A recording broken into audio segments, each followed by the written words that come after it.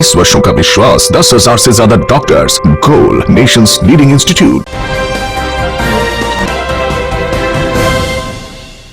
नमस्कार, आप देख रहे हैं सिटी पोस्ट लाइव। मैं हूं अभिषेक मिश्रा। राजनीति के गणित का सही अंदाजा लगा लेना बहुत आसान नहीं होता। खासकर चुनाव के दौरान सियासत और उसके गणित को समझना हो तो बहुत कुछ समझना पड़ता है। राजनीति भी क्रिकेट की तरह अनिश्चितताओं का खेल होती है, इसलिए जीत हार का सही आकलन बहुत मुश्किल होता है। 2019 के लोकसभा चुनाव का 2 चरण समाप्त हो चुका है और बिहार की 9 सीटें इन 2 चरणों में निपट गई हैं। जाहिर है, यह समझने की जरूरत है कि क्या स्थिति 2014 वाली है या मामला अलग है। बिहार में जमीन पर प्रधानमंत्री नरेंद्र मोदी के लिए अभी भी अंडर करंट है। हालांकि एनडीए के नेता और कार्यकर्ता दोनों मानते हैं कि 2014 की तरह कोई राजनीतिक सुनामी नहीं है, लेकिन एनडीए उम्मीदवारों को जो वोट मिल रहे हैं वो पीएम मोदी की वजह से ही मिल रहे हैं। इस चुनाव में एनडीए के साथ एक बार फिर नीतीश के आने का असर भी साफ दिख रहा है। एक संसदीय क्षेत्र से दूसरे संसदीय क्षेत्र में अत्यंत पिछड़ा वर्ग वोटों का एनडीए के पक्ष में ध्रुवीकरण स्पष्ट रूप से देखा जा सकता है और हर कोई यह मानता है कि यह मुख्यमंत्री नीतीश कुमार की वजह से है। 2014 की तरह मोदी लहर इस बार नहीं है, लेकिन अगर मोदी का समर्थन है तो महागठबंधन के नेतृत्व में मोदी का विरोध भी दिख रहा है। इसलिए अगर एनडीए में बीजेपी, नीतीश कुमार और रामविलास पासवान है तो विपक्षी दलों के पास भी राजद के तेजस्वी यादव, कांग्रेस उपेंद्र कुशवाहा, जीतन राम मांझी और मुकेश निषाद हैं। एनडीए का चुनाव, माफ कीजिएगा, मुकेश सहनी है। एनडीए का चुनाव प्रचार भी बहुत तेज और व्यवस्थित है। विपक्षी दलों की तरह नहीं, जहां तेजस्वी यादव और राहुल गांधी अभी तक एक मंच पर नजर नहीं आए हैं, वहीं नीतीश कुमार बीजेपी के सुशील मोदी और लोजपा के रामविलास पासवान के साथ मंच पर नजर आते हैं और इसका वांछित परिणाम भी शायद दिख रहा है। माना जाता है कि जनता दल यूनाइटेड ने गया और भागलपुर जैसे शहरी क्षेत्रों में, जो कि परंपरागत रूप से बीजेपी का गढ़ मानी जाती है, अच्छा प्रदर्शन किया है। नीतीश को मालूम है कि भाजपा के वोटरों में उनको लेकर एक अविश्वास का माहौल रहता है, इसलिए जिन विवादास्पद मुद्दों पर गांव देहात में बहस हो उसे उभारने की कोशिश नहीं होती।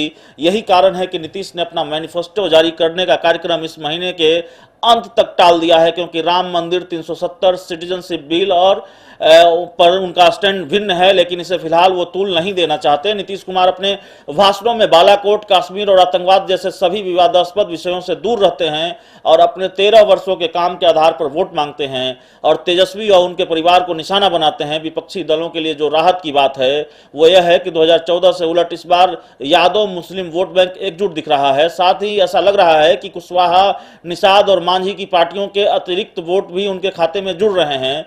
जब आंतरिक कलह, विद्रोही उम्मीदवारों से निपटने और असंतोष की बात आती है तो इसमें एनडीए ने विपक्षी गठबंधन को मात दी है। भाजपा और जनता दल यू बांका की पुतुल देवी के अपवाद को छोड़कर अपनी पार्टी के अंदर के विरोध को आपसी बातचीत से सुलझा पाने में जितना कामयाब रही है, उसकी तुलना में राजद, कांग्रेस या उपेंद्र कुशवाहा नहीं, केवल एक सीट मिलने से नाराज भूमिहार मतदाताओं के मामले में भी बीजेपी नेताओं ने तेजी से प्रतिक्रिया दी और सतीश दुबे और सचिदानंद राय जैसे विद्रोही नेताओं को विशेष विमान से पार्टी अध्यक्ष अमित शाह से मिलने भुवनेश्वर ले जाया गया, लेकिन महागठबंधन इसमें पिछड़ गया, जिसकी मिसाल है मधेपुरा और मधुबनी की सीट, जहां एक और पप्पू यादव और दूसरी तरफ मधुबनी में शकील अहमद और अब अली अशरफ फातमी बागी बनकर चुनाव मैदान में है, जिसका चुनाव में सीधा फायदा वहां एनडीए प्रत्याशियों को मिल सकता है। पप्पू यादव मधेपुरा में महागठबंधन की हार की वजह बन सकते हैं। बेगूसराय एक और चुनाव क्षेत्र है जहां राजद के उम्मीदवार को लेकर तेजस्वी हमेशा सवालों के घेरे में रहे हैं। तेजस्वी ने तनवीर हसन को बेगूसराय से मैदान में उतारा है और यहां कन्हैया तनवीर हसन के लिए सबसे बड़ी परेशानी है। बेगूसराय में मुकाबला त्रिकोणीय होने से सबसे ज्यादा नुकसान महागठबंधन के उम्मीदवार तनवीर हसन को ही है।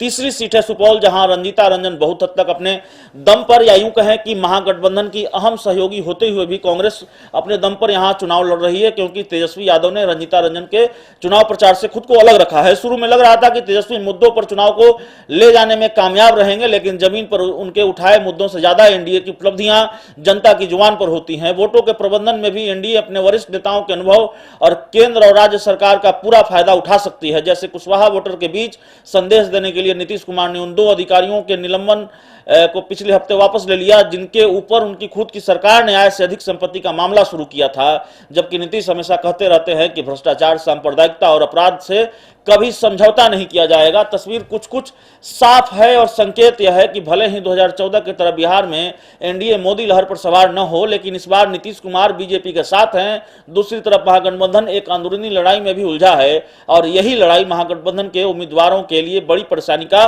सबब है। हालांकि यह परेशानी कितनी बड़ी है यह 23 मई को साफ हो जाएगा जब चुनाव के परिणाम सामने आएंगे। तो इस खबर में इतना ही। अगर आपको हमारी खबर अच्छी लगे तो इसे अपने दोस्तों के साथ शेयर करें, हमारे यूट्यूब चैनल को सब्सक्राइब करें, बेल आइकन जरूर दबा दें ताकि हमारी खबरें सबसे पहले आप तक पहुंचे। प्यार, समर्थन और सहयोग के लिए बहुत बहुत धन्यवाद।